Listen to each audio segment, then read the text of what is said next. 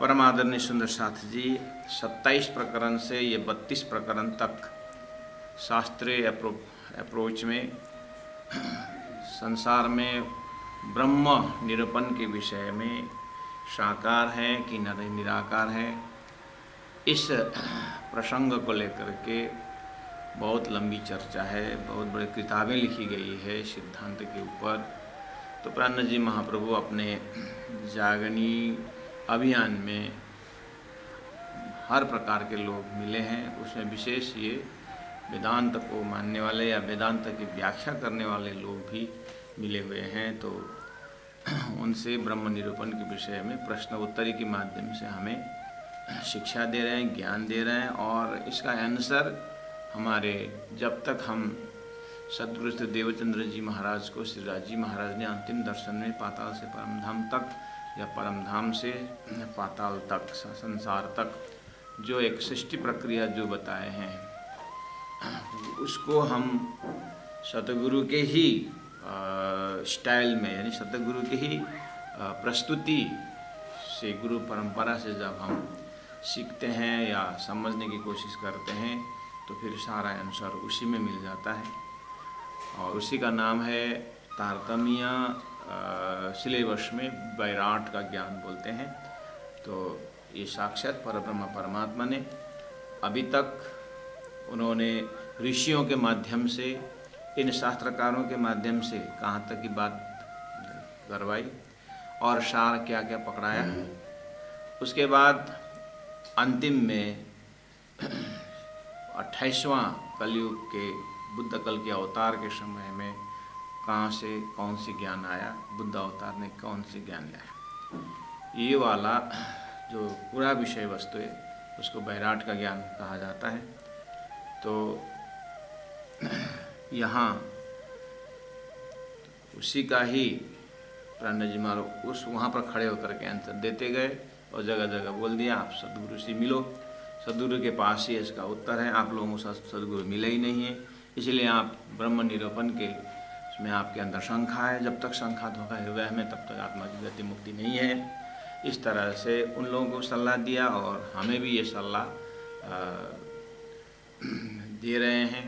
और आगे जो आने वाले ब्रह्म जिज्ञासुओं को, ब्रह्म के ऊपर जिज्ञासा रखने वाले उन आत्माओं के लिए भी ये भी बताया कि पहला ब्रह्म का स्वरूप का साक्षात वर्णन करो, दर्शन करो, फिर आगे आप जैसे जैसे आप फिर तो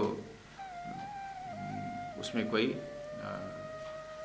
जो भी शब्द प्रयोग करोगे सही जगह पहुंचेगा। नहीं तो लक्ष्य बिना का जितना भी भरमार व्याख्या करो, चेजा जिमिन थम्ब, इससे पहले वाले प्रकरण उन्होंने कह दिया कि उसका कोई आधार भी नहीं होता है, इसे लक्ष्य तय करो। अब ये इस प्रसंग का अंतिम प्रकरण अभी के लिए तो कहते हैं, भाई रे ब्रह्मज्ञानी ब्रह्म दिखलाओ, तुम शकल में साई देखिया। हे ब्रह्मज्ञानी लोग, हे भक्त लोग, हे कर्मयोगी, कर्मयोगी के विषय में अगर संबोधन करना है तो कर्म किस तरह से करने से आप कर्म करते करते योगी कहलाओगे, उसको निष्काम कर्म योग में जब जाते हैं, कर्मण्येवाधिकारस्ते मा फलेषु कदाचन, कर्म करो लेकिन फल की इच्छा न करो। तो इस तरह से हमारा जब रग रग में एक निस्वार्थ कर्म अपने से होता है, फल की इच्छा नहीं होता है। और फल का इच्छा न करो कहने वाला, फल जब कर्म करोगे तो फल तो मिलना ही है, इसलिए फल की इच्छा करने की जरूरत नहीं, अर्थात कर्म करो, फल की चिंता न करो। ये कर्मयोगी के लिए, ऐसे भक्त के लिए भी संबोधन हो सकता है कि आप भक्ति योग में किस तरह से प्रवेश हो रहे हैं, भक्ति योग की परिभाषा क्या है। इसी तरह ज्ञानियों के लिए, ब्रह्म ज्ञानी, ज्ञान ज्ञान ज्ञान में ब्रह्म ज्ञान सबसे उत्तम और सार है। आत्मा और परमात्मा के विषय में जानना ही ब्रह्म ज्ञान है, आत्मज्ञान है। तो किसी ने आत्मा को प्राप्त करके ही आत्मा को ही ब्रह्म मान करके ब्रह्मज्ञानी बन गए हैं।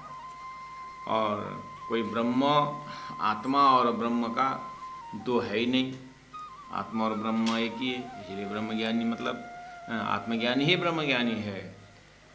इस तरह से अर्थ लगा करके संसार में एक ऐसे ज्ञानी लोग बैठे हुए हैं। तो प्राणनाथ जी उनसे प्रश्न पूछते हैं कि भाई रे ब्रह्मज्ञानी, आप ब्रह्मज्ञानी होकर के संसार में बैठे हुए हैं, तो ब्रह्म दिखलाओ, कृपा करके आप मुझे ब्रह्म की अनुभूति करवाओ।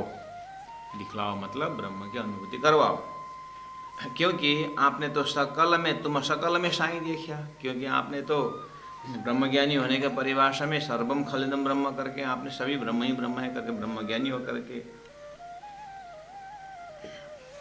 बैठे हैं। सकल में साई, साई मतलब परमात्मा। आपने तो संसार में आपके दिल दिमाग में ऐसा कुछ है ही नहीं कि ब्रह्म के सिवाय कुछ है। आप तो इस तरह से देखते हो ना। तो सकल में साई देखिए, सकल में साई देखिए। जितने भी धरती में दूध है उसमें सब मक्खन है, मक्खन के बिना दूध होता ही नहीं। ऐसे संसार में कोई भी ऐसी वस्तु नहीं जहां पर ब्रह्म न हो। ऐसे अंडरस्टैंडिंग लेकर के आप ब्रह्मज्ञानी होके बैठे हुए हैं। मुझे ऐसे ब्रह्मज्ञानियों के ऊपर शंका है, प्राणनाथ जी बोल रहे हैं। तारतम कहता है मुझे ऐसे ब्रह्मज्ञानियों के ऊपर शंका है। क्यों शंका है? क्योंकि आप ही लोग ब्रह्मज्ञानी हैं, आप ही ब्रह्मज्ञानी लोगों से मैंने शास्त्रों की व्याख्या सुना कि ये संसार के विषय में ठीक है, एक तरफ तो आपने बोला कि सभी ब्रह्म ही ब्रह्म है, दूसरी तरफ आप ही लोग व्याख्या करते हैं कि संसार सपना है। ये भी तो आप ही बोलते हो। तो संसार सपना भी है और आप बोलते हैं सपना में ये यहाँ ब्रह्म ही ब्रह्म है। तो ये दोनों मिल नहीं खा रहा। तो धनी ने कहा कि भाई रे ब्रह्मज्ञानी, ब्रह्म दिखलाओ, तुम सकल में साई देखिया। ये संसार सकल है सुपना, ये संपूर्ण संसार सपना है करके आप ही बोलते हो। तो सपना तो नाश होता है, तो सपना नाश हो गया होता है तो आपका ब्रह्म अभी जो सब ब्रह्म बने तो भी तो नाश होगा।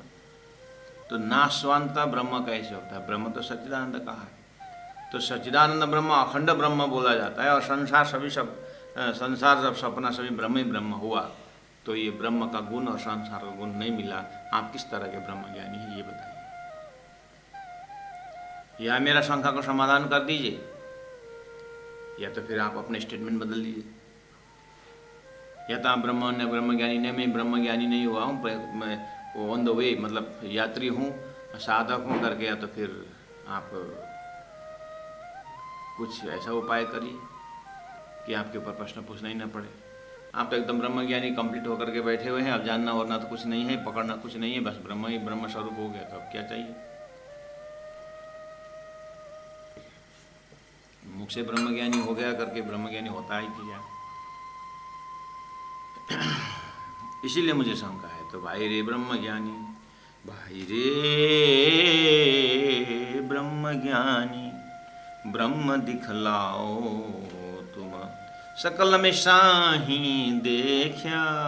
ये संसार सकल है सुपना, तो तुम पार ब्रह्म क्यों पेक्षा। जब आप एक तरफ सभी संसार सपना सपना बोलते हो, और तो तुम पार ब्रह्म क्यों पेक्षा। तो पार ब्रह्म आपने कैसे देखा? क्यों मतलब कैसे? पेक्षा मतलब देखना।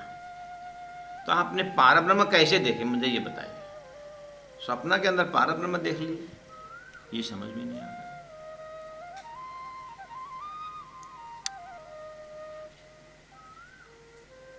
तुम सुपन में, तो स्वतः सुपन में क्यों करावे? मेरा फर्दर प्रश्न है, अगर ये संसार सपना है आपके स्टेटमेंट में, तो स्वप्न तो क्षणिक होता है, नाश होता है, आप सब सपना को क्वालिटी जानते हैं। तो फिर ब्रह्म के विषय में सच्चित आनंद अनंत अद्वैत साकार प्रेम जीवन सुंदर ऐसा ब्रह्म का गुण बताया है। तो कम से कम 9 गुण में से एक ही गुण भी अगर पकड़े, सपना झूठ है नाश होता है और ब्रह्म सत है। तो सत ब्रह्म सुपन में स्वप्न में क्यों करावे, कैसे आ सकता है? सत साई है न्यारा, सत ब्रह्म तो स्वप्न से अलग होना चाहिए। सत साई है न्यारा, सत परमात्मा साई है न्यारा, स्वप्न से अलग होना चाहिए, ऐसा दिखता है मेरे प्रश्न के पीछे, मेरी समझ ऐसा बोलता है। अगर आप स्वप्न में ही ब्रह्म निर्णय लेते हैं, ब्रह्म सर्वम खलु संसार स्वप्न ब्रह्म ही ब्रह्म, संसार में ब्रह्म ही ब्रह्म है, ब्रह्म के सिवा कुछ नहीं है कर कर आप कहते हैं, तो मुझे लगता है कि आप पार ब्रह्म से परिचय नहीं, आपको पार ब्रह्म के साथ कोई परिचय है नहीं, आपसे पार ब्रह्म बहुत दूर है। जैसे सपना की जो जितनी भी चीज हैं वो जागृत से बहुत दूर है, जागृत से बहुत दूर है। ऐसे ही आप ब्रह्मज्ञानी को दूसरी बात इसी के अंदर अगर कहूँ कि जब आपने पहले बोल दिया सपना, संसार सपना, मैंने वहाँ पर उस तरफ तो मैं गया नहीं ब्रह्मज्ञानी जी, ये ब्रह्मज्ञानी जी मैं उस तरफ तक गया नहीं। किस तरफ? आपने कहा कि संसार सपना है, तो मेरा उसी में प्रश्न भी आ सकता है कि संसार सपना है तो किसकी सपना है? तो आप बोलोगे कि ये ब्रह्म की सपना है, तो मेरा क्रश क्वेश्चन रहेगा, देखिए सपना होने के लिए तो निद्रा होना पड़ेगा, अज्ञान होना पड़ेगा, निद्रा होना पड़ेगा, तभी सपना दिखते हैं। तो ब्रह्म के ऊपर अज्ञान कैसे आया, पर्दा कैसे हुई, या जो भी है। तो दूसरी बात, सपना का अनुभव तो हमें भी आपको भी है ब्रह्मज्ञानी जी, क्योंकि सपना बोलते ही सपना देखने वाला होता है, और सपना देखना सपना अंदर नहीं होता है, ये भी तो आप जानते हैं। इसलिए मैं अगर संसार को सपना से ही जाऊं तो मुझे सपना के अंदर ब्रह्म नहीं दिखाई देता है, क्योंकि मैं खुद मेरे सपना के अंदर नहीं होता। मेरा शरीर सोया हुआ होता है, मेरा शरीर बैठा हुआ होता है, और मेरे शरीर के ऊपर निद्रा का आवरण आया होता है, उसके बाद मुझे सपना में गया हुआ होता है। तो आपने तो संसार जो सपना को ही आपने ब्रह्म मान लिया, इसका मतलब जो सृष्टिकर्ता जो है ब्रह्म, वहां तक कहाँ पहुंचे नहीं, ऐसा लगता है। अगर सपना को ही आपने सब ब्रह्म मान लिया, तो चाहे आप कहीं से भी पुष्टि दो, सपना के उसमें कहीं भी सपना में ब्रह्म स्थापित करने के लिए आपने बड़े बड़े किताबें भी दिखाई, जो भी दिखाए, लेकिन देखिए बालू का घर जो है वो गिरेगा ही। सपना के अंदर ब्रह्म नहीं हो सकता है, मुझे ऐसा लगता है नहीं, ऐसा लगता नहीं, ऐसा ही है। आप जितना भी कहो, जब आप संसार का सपना बोल रहे हैं तो संसार को सपना का शब्द हटा दो, आप हटा के क्या करोगे? शास्त्र में लिखा हुआ है, और वही शास्त्र पढ़कर आप निर्णय किए, तो आपने सपना के अंदर ही ब्रह्म निर्णय किया। इसलिए मैं आपके शब्दों से आपको बोल रहा हूं कि तुम पार ब्रह्म क्यों पेख्या, आपने पार ब्रह्म कैसे देखा?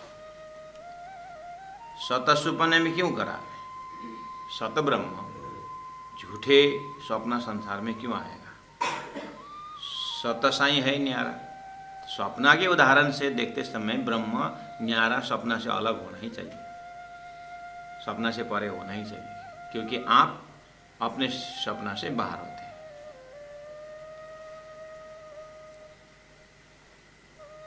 अगर आप जबरदस्ती नहीं, तुम्हारे अंदर अज्ञानी है, हाँ, जब तक ब्रह्म प्राप्त नहीं होता है तब तक ऐसा प्रश्न आता रहता है। जब तक गुण नहीं खाएगा, गुण गुण बोलते रहता है, गुण खाया तो फिर वो एकदम बस पूर्णमद पूर्णम होकर बैठेगा। In beginning such question comes, go on asking, slowly question which disappear, question चला जाएगा। ऐसी बात आप बोलते हो तो फिर आप, मुझे लगता है कि तुम पार ब्रह्म सो परिचय नहीं, आपको पार ब्रह्म से परिचय हुआ ही नहीं, मैं ऐसा बोलता हूँ। तारतम्य कह रहा है। अब यदि यदि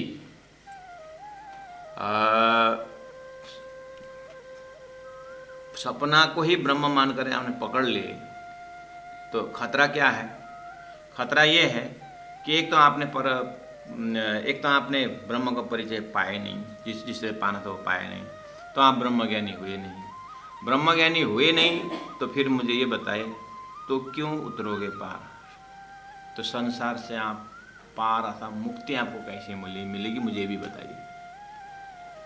आप मोक्ष बोलते हो, आप मैं मुक्त ही मुक्त हूँ आप बोलोगे, हाँ, तो फिर सपना को ही ब्रह्म मानकर मेरे सपना में कोई मेरा साक्षात स्वरूप करके सपना का स्वरूप पकड़ के बैठता है, उसी को ब्रह्म मानता है। तो कोई मेरे कान में धागा घुमा दे, मैं जग गया, तो वो मेरे शरीर को पकड़ने वालों को क्या हालत होता है?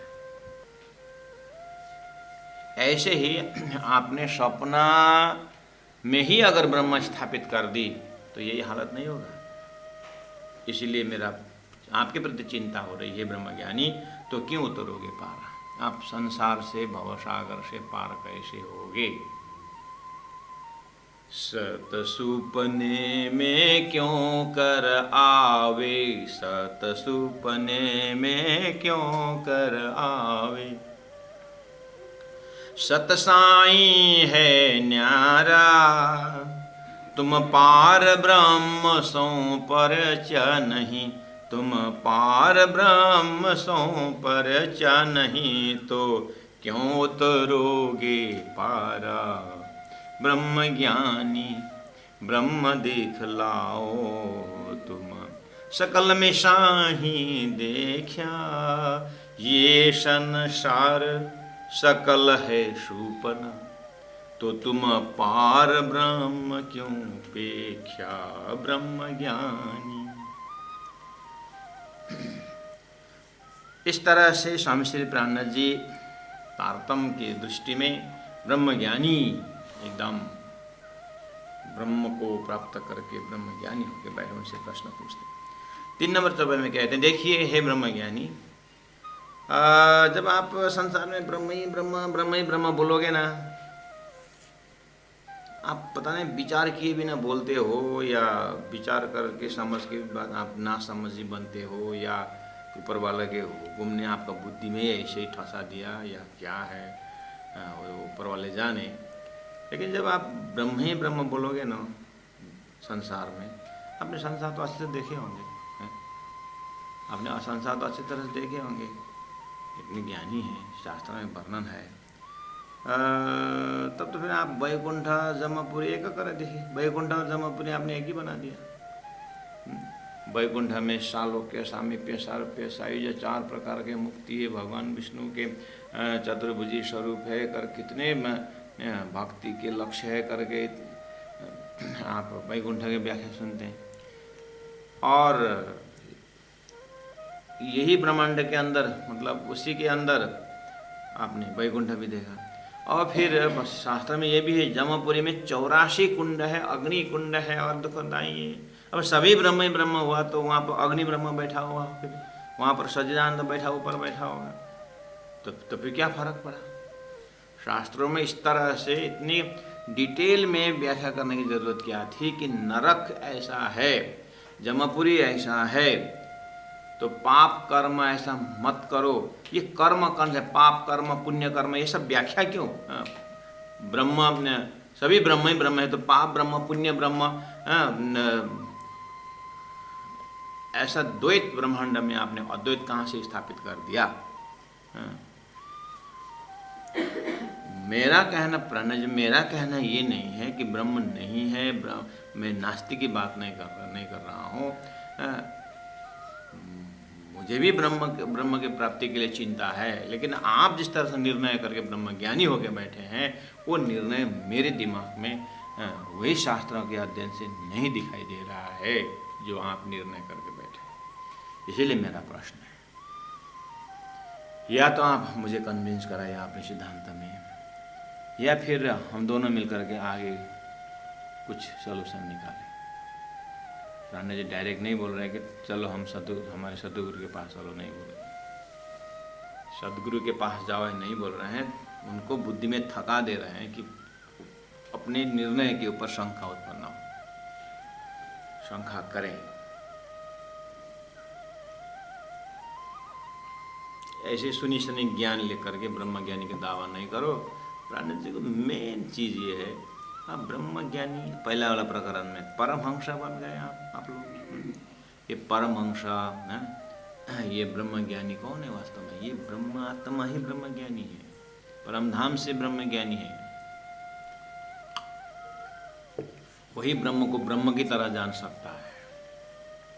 हाँ, उनका संगत करके उनके ज्ञान से धरती में ब्रह्म ज्ञानी हो सकता है। लेकिन आप सामने वाले, आप ब्रह्म ज्ञानी प्राणजनिया, आप तो वो कॉन्सेप्ट ले आए नहीं है, इसलिए आप दूसरों को टाइटल अपने सिर पर लेकर के ब्रह्म ज्ञानी होकर बैठ गए। जैसे कुरान में इमाम मेहदी 1000 साल बाद आएगा कहा था, तो वो 1000 साल बाद आने इमाम मेहदी, वो तो इतनी ज्ञानी और वो तो मार्फती करेगा करके अच्छी तरह से भविष्यवाणी हुआ, तो सब बीच में हजारों इमाम मेहदी बन गए। अच्छा टाइटल है। ऐसे ही ब्रह्म ज्ञानी तो वास्तव में ब्रह्म को जानने वाला एक ब्रह्म आत्मा है, इसलिए उनको ब्रह्म आत्मा शब्द, ब्रह्म सृष्टि शब्द संसार में है, तो बस वो टाइटल को लेने के लिए यहाँ ब्रह्म ज्ञानी होकर के बहुत हो गए। इसलिए प्राणनाथ जी महाप्रभु इसी शब्द से सुंदर साथ को भी संबोधन कर रहे हैं। वास्तव में सुंदर साथ ब्रह्म ज्ञानी कौन है? वही ब्रह्म आत्मा ही ब्रह्म ज्ञानी हो सकते हैं।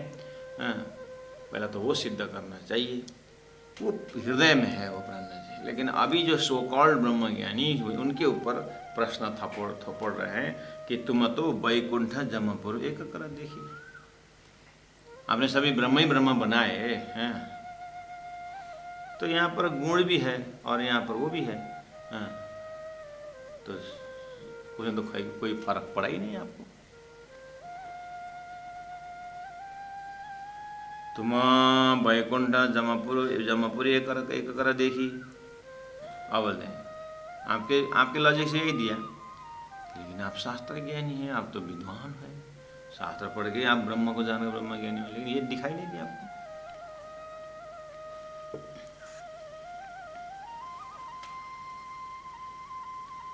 नरक की व्याख्या में दुख ही दुख है और वैकुंठ में सुखी सुख है। तो आपने तो वैकुंठ को नरक कर दिया और नरक को वैकुंठ कर दिया, इसका मतलब क्योंकि सभी ब्रह्म ही ब्रह्म। तब तो शास्त्र पुराण सब भान्य, तब तो शास्त्र पढ़ने ही क्यों? तब तो शास्त्र पुराण सब भान्य मतलब हटा दिया, मतलब अपने ही नया बना दिया। इसका मतलब आपने माने नहीं शास्त्रों के बात, फिर आप शास्त्रों को बात छोड़ करके कैसे ब्रह्म ज्ञानी बने? ये भी मुझे शंका हो रही है। और शास्त्र पुराण फिर किसका है? आप गुरु तो मानते होंगे, आपने भी गुरु से ही ज्ञान सीखे होंगे। तो हिंदुओं का गुरु का परंपरा कहाँ से शुरू होता है? व्यास जी, सुखदेव, यही तो हिंदुओं का गुरु अवतार मानते हैं। व्यास, सुखदेव, तो शास्त्र देने वाले यही लोग हैं। तो आपने तो वैकुंठ जमपुर एक कर देखी और शास्त्रों में ये अलग कर दिया है। तो सुखदेव व्यास के वचन बिना कौन कहे मैं जानिया, धनी ने कहा देखिए, आपके तर्क से सुखदेव व्यास का वचन खंडन हो रहा है। अगर आपके प्रवचन सुखदेव महाराज व्यास जैसे सामने में श्रवण करने के आएंगे ना, वो भी कंफ्यूज हो जाएंगे कि आपको पूछेंगे तुमने ये जो स्वर्ग नरक सब एक करके एक ही है करके इस तरह से भाव, इस तरह का भाव निकलने वाला अर्थ तुमने शास्त्र में कहाँ से निकाला? तो आप पूछोगे सर्वम खलिदम ब्रह्म। मैंने सर्वम खलिदम ब्रह्म जो महावाक्य है, तो क्या इस सपना के ब्रह्मांड के लिए मैंने कहा था, हैं? कि जागृत के लिए कहा था? कहाँ का कहाँ डाल दिया?